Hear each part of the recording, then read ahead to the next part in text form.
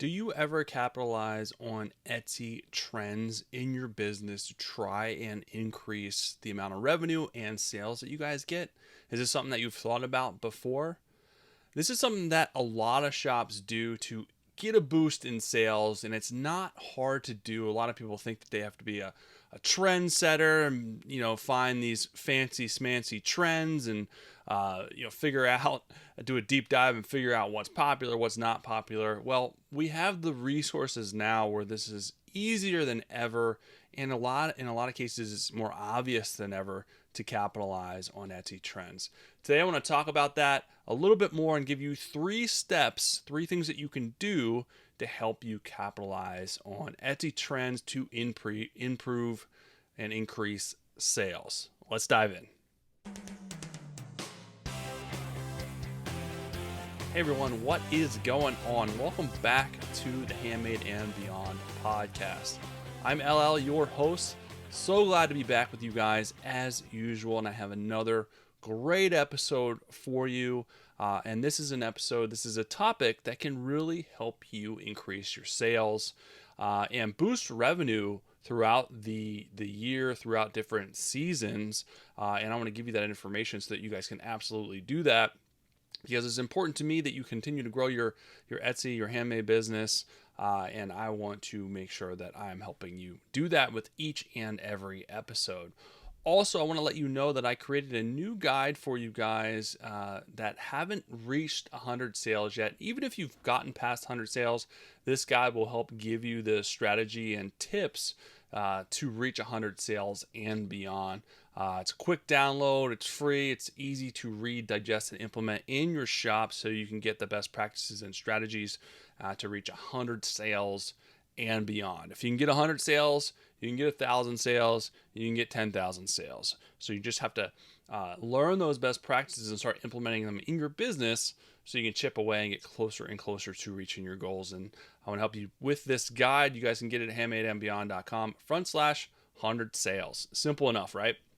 All right, so let's dive into today's episode where we're talking about trends, how to capitalize on trends to increase sales throughout the year.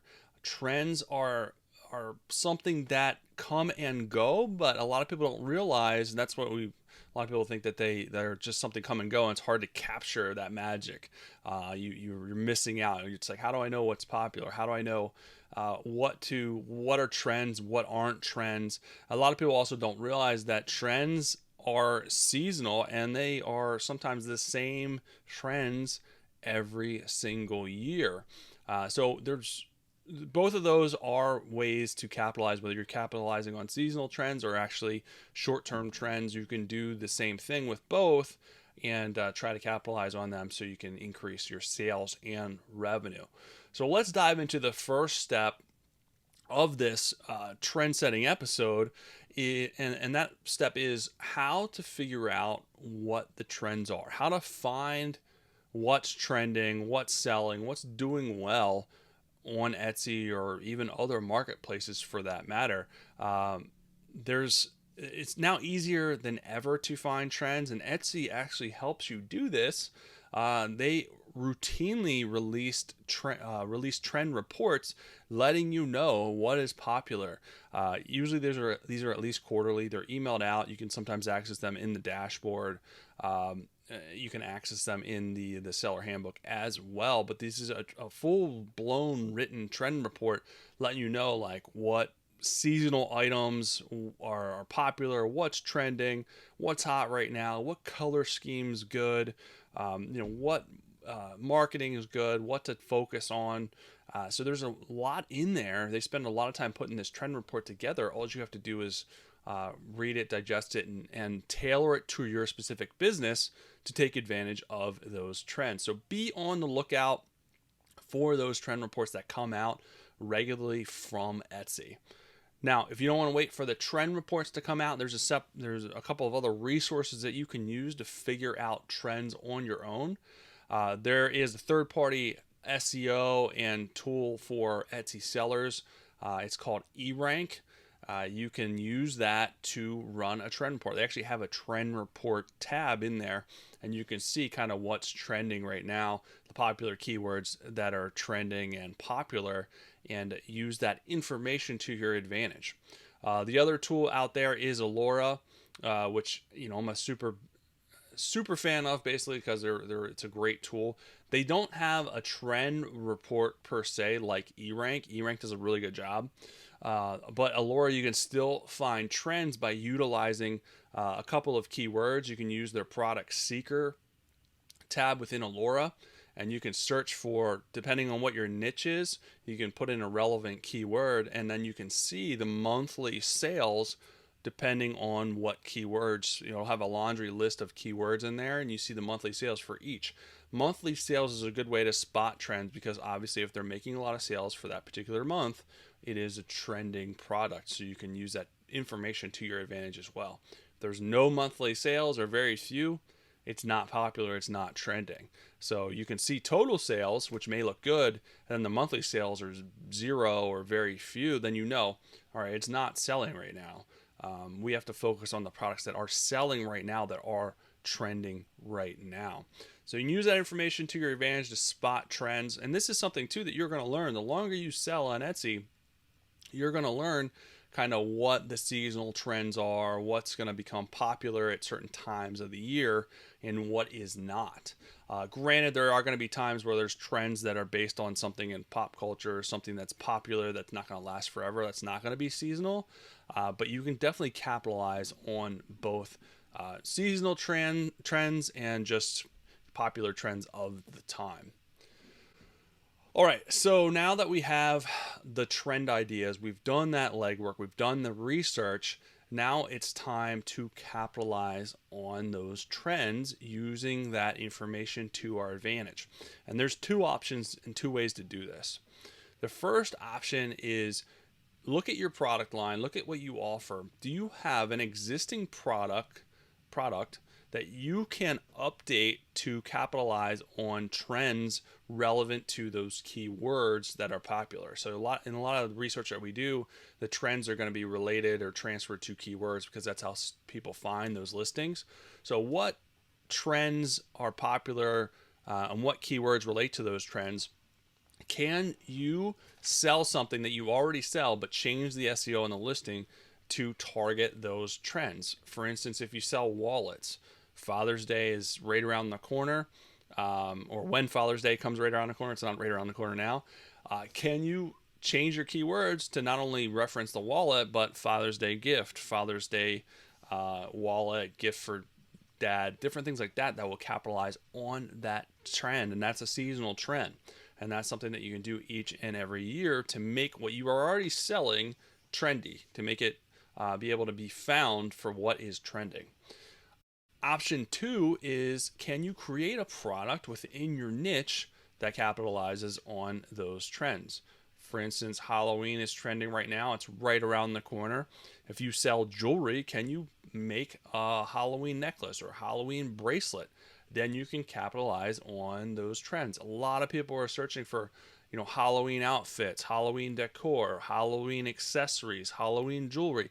Those are all super hot keywords right now. And you're creating something within your niche that you can hopefully capitalize on the trends that are out there, and the people looking for those type of products, the mass audience. You just have to get your piece of the pie, and then this is just your way to be able to do that. The wrong way to do this with option two is to start selling something outside of your niche that's not that's trending. All right, so if you sell jewelry and all of a sudden you start doing Halloween shirts, it's not going to fit. It's going to be forced. Your shop's already known for jewelry. The algorithm already knows that you're the place to go for jewelry. You're not the place to go for shirts. So chances of you selling anything that's one-off like that is going to be slim. Most people that do that won't get any sales, and it's just going to make your shop look weird. It's going to make it look forced. So make sure you're staying within your niche, within your brand, within your vision. Don't force yourself outside of the box, outside of the lines, just to try and capitalize on a short-term game, which is going to hurt you long-term. So keep that in mind as well. I see it all the time. People offer weird things that aren't in their niche at all, and it just is like doesn't fit. It doesn't make a lot of sense. All right, now once we've done that, we have our products, we have our actual trends that we're targeting. Step 3 is going to make sure that you're capitalizing on those trends even more, adding a little bit of oomph by releasing more than one product in your niche relating to those trends. A, this gives you a better chance of success. B, it gives you a better way to test kind of what works, what doesn't work a lot faster. And it adds a little bit more oomph as far as the algorithm goes, because it sees, okay, there's more than one product in the shop relating to this specific trend. They're more apt to send customers looking for that particular product to a shop that has more than one type of product than just a shop that has like one-off products. It's not as viable. The algorithm knows that customers are more apt to find something that they like with a shop that has more than one product relating to a particular subject matter or a particular trend. So keep that in mind. The other thing I would say too, to be able to be successful doing this, is to have a plan to release products monthly or bi-monthly relating to specific trends. So most trends are seasonal as well, which means you can do this every single year. Give your shop a boost every single year and build off your existing product catalog to further increase your chance of success. Now, if you're going to do one-off temporary trends, you can do that as well, and that may not last forever. And even the seasonal stuff may not last forever, because what's hot now, next season, even though it's kind of related to the same subject matter, it just may not do well. But the chance of it doing well year after year is good if you find a couple of products that work and that capitalize on the trends well. So keep that in mind. More than one way to do it. Lots and lots of trends that you can capitalize on, especially when it comes to seasonality. You just have to make sure it fits for your particular niche, so it makes sense, it's cohesive, and it will increase the chance of success in your shop. But my suggestion, those are the steps that you follow. Make sure you're doing the legwork. Make sure you're doing the groundwork first and foremost. That will really give you the best chance of success. A lot of people they don't spend the time to do the research, to do the legwork, the groundwork, and they just throw stuff up haphazardly and wonder why it doesn't sell, it doesn't take off. They didn't put in the right legwork to begin with to give themselves the best chance of success, and that's why I want to make sure that you guys are successful when you're enjoying this. This is, like I said, a great way to build your income throughout the year, to capitalize on different trends that fit within your niche. So hopefully that helps. Lots and lots of seasonal trends coming your way, so make sure you're getting started with that, figuring out what works for your business and your niche. Lots of trends to take advantage of right now with the holiday season coming. So that is it. That is all I have for today. Make sure you guys download the 100 sale guide. Make sure you get that at handmadeandbeyond.com/100 sales to help give you strategies and best practices to launch your shop to 100 sales and beyond. Once you get there, leave a comment. Let me know that you got to 100 sales, and so I can help celebrate you guys that get there and beyond. It's a big landmark. It's a big benchmark. I never thought when I started I would ever reach 100 sales. So I know it's definitely a big deal. And if you can, like I said, if you can reach 100 sales, you can reach 1,000, 10,000. So it really will launch you forward once you hit that milestone, that landmark. That is it for today, guys. I will be back soon with another great episode for you. I love you guys. I'll talk to you soon. Have an amazing rest of your day.